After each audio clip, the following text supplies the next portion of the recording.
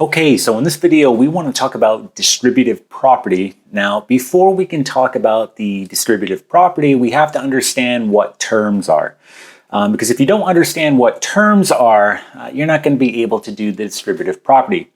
So what you're looking at right now is an expression. And in this expression, you have variables, you have numbers. And hey, maybe you already know this, but if you don't know it, this is going to come in real handy as you go and use the distributive property in the future. So if you look at this expression right here, you can see that I have three terms. How do I know that? Well, terms are going to be separated by addition, right, and subtraction. Okay, and so you can see here that, well, this whole part here is going to be considered one term. Okay, this part here is considered one term, and this part here is considered one term. And again, I know that because I have addition and subtraction, and that's serving as a divider, right? That's how you can look at it as that your addition and subtraction signs are going to be serving as dividers. And as a result, in this particular problem, I'm going to end up with three terms. So here's another example, and you can see here that I have subtraction, right? I have addition, and I have subtraction again. So again, in total here, when I'm looking at this expression, I have a total of four terms. Here's another example. So this one, okay, is a little bit different. You can see that I have, lots of variables here. I have a coefficient out in front. And so at first glance, you may think that that has more than one term, but it actually doesn't because there's no addition, there's no subtraction. You're just given this one big part here.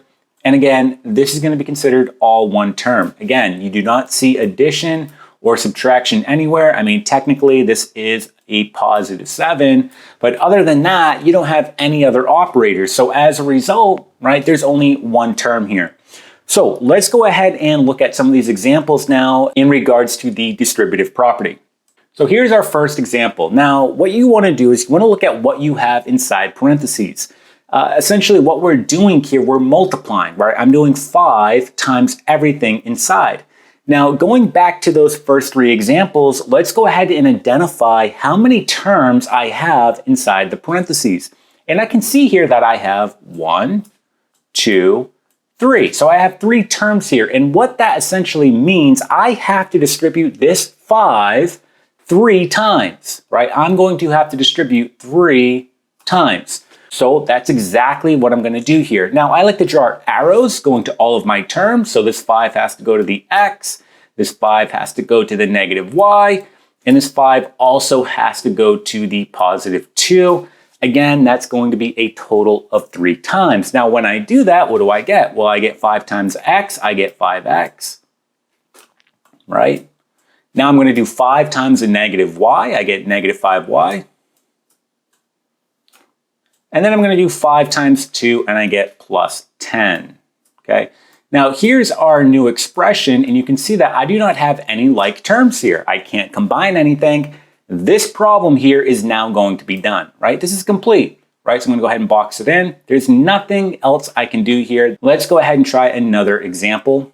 So here's another example. Again, look inside. How many terms do you have? Well, I can see here that I have 1, 2, and 3. So again, just like the other problem, I'm going to have to distribute 3 times here.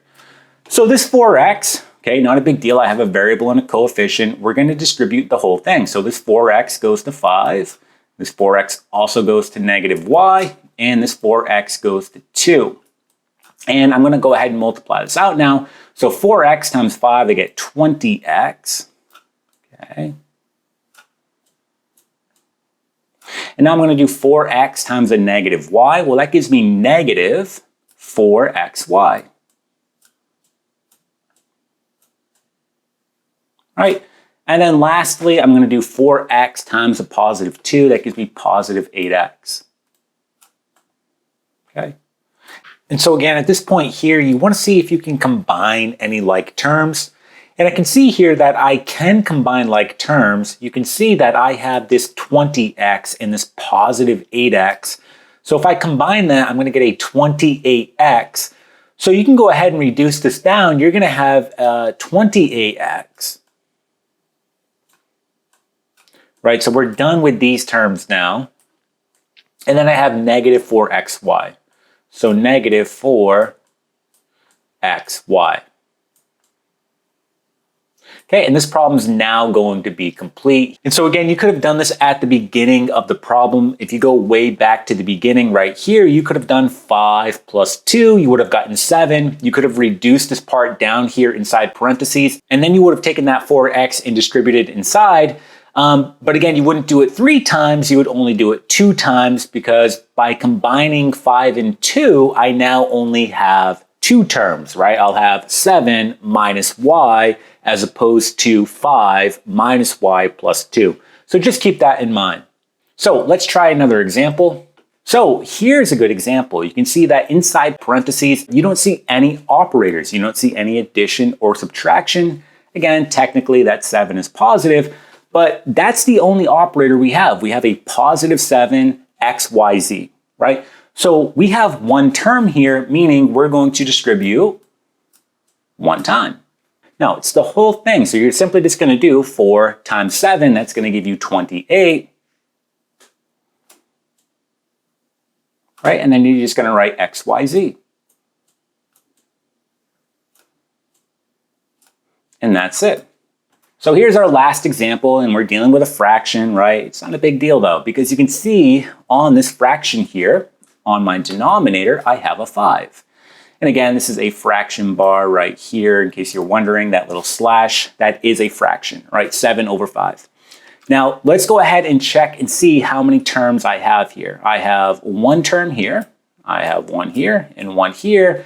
That's 3 terms, so again, I have to distribute 3 times here. So I'm going to distribute 3 times, right? So let's go ahead and do that. I'm going to do 5 times 7 over 5, 5 times a positive t, and then 5 times a negative z. Now, again, the fraction's not a big deal here, because what ends up happening, you have 5 times 7 over 5. That's what you're doing, right? Now remember, that 5 is really over 1. So another way to look at it, right, if you put this over 1, right, you can essentially cross-reduce here. You have the 5 and the 5. Well, this goes into itself 1 time, this goes into itself 1 time, and you can clearly see that it's going to be 1 times 7, right, if we multiply right across here. So 1 times 7 and then 1 times 1, you end up with 7 over 1, right? And you probably may have known that already. But again, I have the same number on the top and the bottom. Those will simply just cancel out, right, when we're dealing with a fraction. So I end up with 7 here, right? The 5s cancel. So right here, when I distribute, I get 7. And then I'm going to do 5 times t, I get plus 5t. Plus 5t. And now lastly, I'm going to do 5 times a negative z. I get negative 5z. Okay? And again, look to see if you have any like terms. In this particular problem, I do not have any like terms. There's nothing else I can do here. This is going to be my final value or my final expression, and that's it. Okay?